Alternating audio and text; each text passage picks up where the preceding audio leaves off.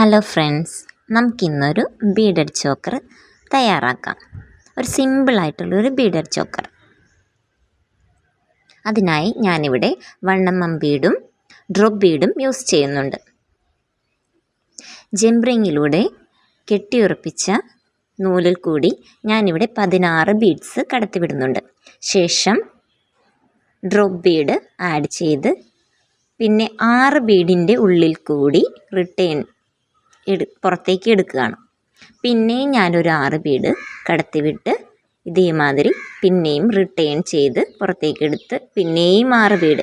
ഇതേ രീതി തന്നെ നമ്മളുടെ എത്ര നീളം വേണം എന്ന് വെച്ചാൽ അത്രയും നീളത്തിലേക്ക് നമ്മൾ ഇതേമാതിരി നൂല് കൊണ്ട് തുന്നിയെടുക്കണം. ഇതുപോലെ അപ്പം നമുക്ക് ഈ ഒരു ഷേപ്പിൽ കിട്ടും.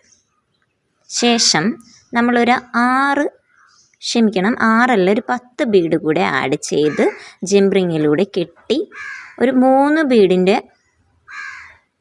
പുറത്തേക്ക് നമ്മൾ ഇതേമാതിരി സൂചിക്ക് നൂല് പുറത്തേക്ക് എടുക്കണം. അതിനുശേഷം ഞാനൊരു 6 ബീഡ് കൂടെ കടത്തി വിടുന്നുണ്ട്, 6 എണ്ണം.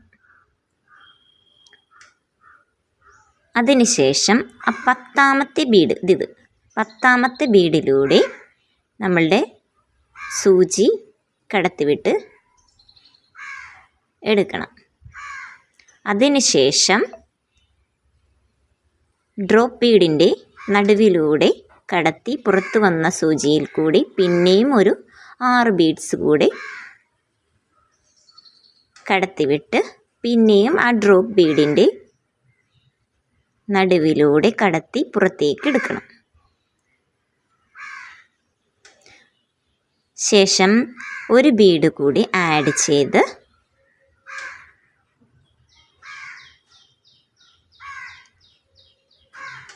രണ്ടാമത്തെ ഡ്രോപ്പ് ബീഡ്, അടുത്ത ഡ്രോപ്പ് ബീഡിൽ കൂടി നമ്മൾ സൂചി നൂലും കടത്തിവിടുക. പിന്നെയും ഒരു 6 മുത്തുകൾ ഇതേമാതിരി നമ്മൾ റിപ്പീറ്റ് ചെയ്യണം. നടുവിലൂടെ കടത്തിവിട്ട്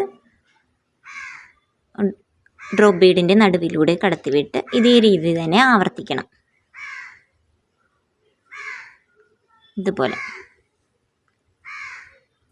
അപ്പം നമുക്ക് ഈ ഒരു ഫോർമാറ്റിൽ കിട്ടും. ശേഷം അവസാനത്തെ ഡ്രോപ്പ് ബീഡിൽ പുറത്തേക്ക് വന്ന സൂചിയിൽ നമ്മൾ കോർത്ത് വെച്ചിരിക്കുന്ന 10 ബീഡ്സ് ഉണ്ടല്ലോ, അതിൽ ലാസ്റ്റത്തെ ആ ബീഡ്, 10ാമത്തെ ഈ ബീഡിൽ കൂടി സൂചി കോർത്ത് പുറത്തേക്ക് കൊണ്ടുവരണം. ശേഷം പിന്നെ ഒരു 6 ബീഡ്സ് ഞാൻ ആഡ് ചെയ്യുന്നുണ്ട്. അതിനുശേഷം കോർത്ത് വെച്ചിരിക്കുന്ന 10ാമത്തെ ബീഡിൽ ഒരു 3 ബീഡ്സ് മുന്നേ ആയിട്ട് പിന്നെയും നമ്മൾ സൂചി കടത്തിവിട്ട് ജംപ്-റിങ്ങിലൂടെ കെട്ടി സൂചി കൂടി ഒരു 6 ബീഡ്സ് കഴിയുമ്പോൾ പുറത്തേക്ക് എടുത്ത് അതിൽ 4 ബീഡ്സ് കടത്തിവിട്ട് ഡ്രോപ്പ് ബീഡിൻ്റെ അടുത്തുള്ള 3 ബീഡ്സിൻ്റെ മൂന്നാമത്തെ ബീഡ്സിലൂടെ കടത്തിവിട്ട് എടുക്കണം. എല്ലാ ബീഡ്സിൻ്റെയും എല്ലാ ഡ്രോപ്പ് ബീഡിൻ്റെയും അടുത്തുള്ള 3ാമത്തെ ബീഡിലൂടെ കടത്തിവിട്ട് നമുക്ക് എടുക്കുമ്പോൾ ഈ ഒരു ഫോർമാറ്റിൽ നമുക്ക് കിട്ടും.